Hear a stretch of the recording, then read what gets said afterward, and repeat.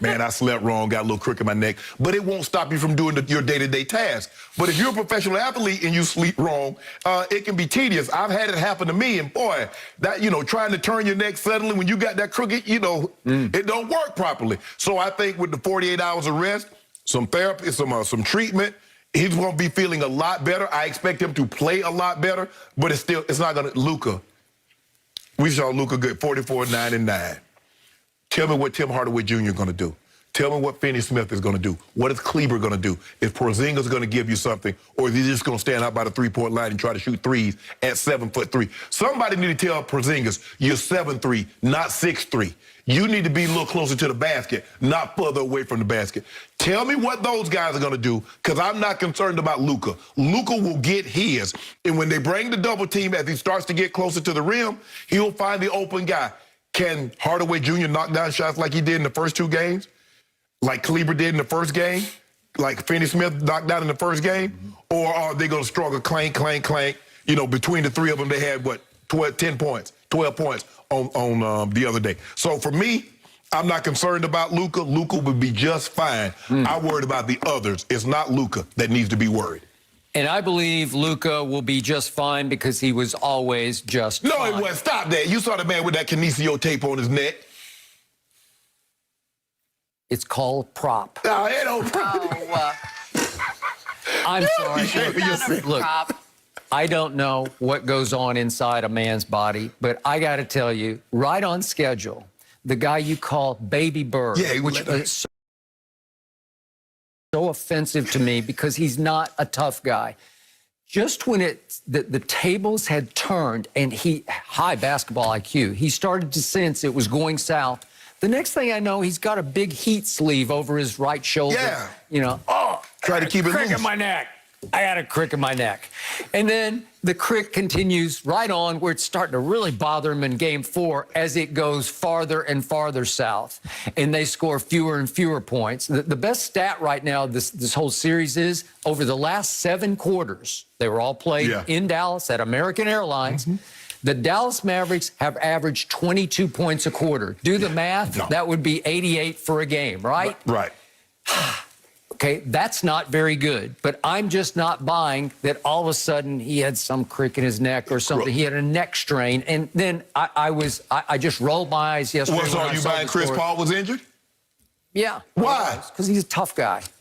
Luka's just never been a tough guy. Have you ever seen anybody whine to officials more than this guy does? I'm sorry, I haven't. All superstars be whining. You have the audacity to call him Baby Larry Bird. Are you kidding me? Close. And this guy, nobody front runs and giggles and laughs and chuckles after he makes a 3. And you're too small. Not in my house. And finally, the Clippers, who do have a backbone, finally said, you know what? We're not going to take your stuff anymore. Okay. Watch this. Well, we'll see tonight. Okay. Well, it's tomorrow night. Tomorrow night. Okay. Wednesday. Yeah. Okay, well, I agree with you because even though I don't believe that Luka's a tough guy, I do believe he's a gifted guy because even though he's not much of a shooter, he's a 33% career three-point shooter, and he's turned into an abominable free throw shooter in this series. Yeah, he's terrible. He's usually, He's terrible he's for the usually free throw. 70%, but right now, what is he? Like in the low 40s? 13 of 32. He's 40.6% so far. And he's been really clanking them in the 4th quarter. But I do expect him to bounce back. I don't think that it was maybe it was a little injury, but it wasn't a big injury. The thing that got hurt for Luka in Dallas was his pride. His pride got injured because all of a sudden the Clippers said, no more. We're not going to take this anymore. Skip, when you're dealing with a basketball player, anything that's dealing with that's upper body related can throw off his shot. Okay, it could. So now he's going to be back to 100% coming back for game 5. They didn't say that. They said he's feeling better. He's improved. He'll be 100%. Okay. He might have been 92% in Dallas. Okay, so the point is, they shot the lights out at Staples. I have never seen anything like Gonna do it again, the shooting display. It was a fireworks display. It was like Roman candles. What about the way you guys shot it at American Airlines? Look at Kawhi.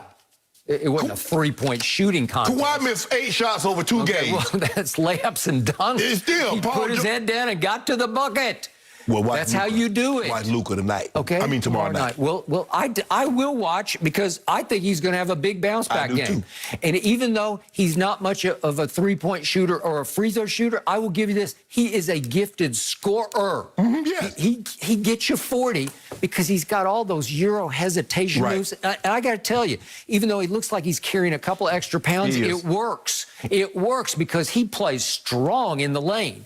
It's like Marcus Morris. He is a man. He is a man's man. Marcus Morris can't keep him from the rim.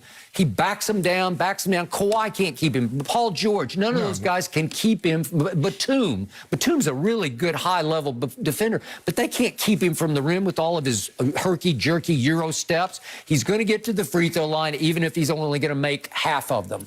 But the point is, you watch, he'll score 40. Now, to your point, what's going to happen with the rest of them? Right. And what's going to happen to the Clippers? Are they going to be able to come back and re-seize home court advantage? Because they have not shown me that they can win a game in this series at home. And I think they got some home court demons to defeat tomorrow night. Well, Dallas can't go 5 of 30 from 3 like they did in Game 4. Okay, but look what they were coming through the first 3 games. They were 51%. Yeah, first 3 games, they made 53s. Okay. 55 threes, as a matter of fact. 55 threes. Yeah. That they finished 18th in three-point shooting. And I kept telling you, even last Friday, I said, it's got to revert to the norm. You know, they got to come back down in somewhere in the middle. And they came all the way down to 5 of 30. Well, they came all the way down to the bottom. So can we get back to the middle? Well, it will. You know, and I know it will get to the middle. Can the Clippers play the brand of basketball defensively that they played twice at Dallas under extreme pressure with a crazed sellout crowd? I told you it's featuring Michael Irvin and Dak Prescott and a cavalcade of stars. And the Clippers just shut them down, man. Well, can they go home and do this again? Because the crowd's not going to be the same at Staples, obviously. Well, the thing is, Skip, again, Hardaway, 1 for 8, 4 points. Finney-Smith, 8 points. Kleber had 0 points. So you had 3 guys in the starting lineup that gave you 12 points.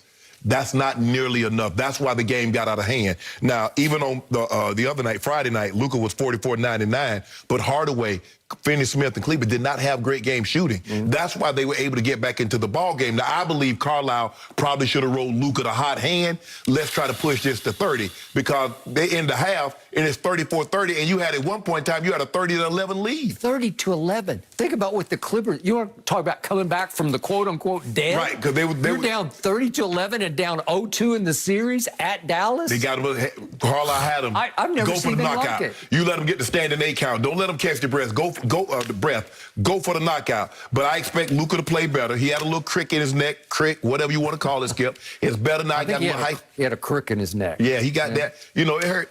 Man, why you turn like that? You know, you slept wrong. You've had it happen. Don't pretend like you hadn't had that happen. So. I'm dealing with it right now. I've got it. Well, y'all here, that's how y'all next gonna be. Y'all next gonna be looking like this and the threes falling. Okay. So wait, are you predicting Dallas will win Game 5? We're going to talk about it tomorrow. We're going to talk about it tomorrow. So you have a night to sleep on it and sweat it. Sleep on it. Hopefully Luka just sleeps a little bit better. I think it's just stress he's dealing with this neck. It'll be fine. He's just feeling a lot of tension.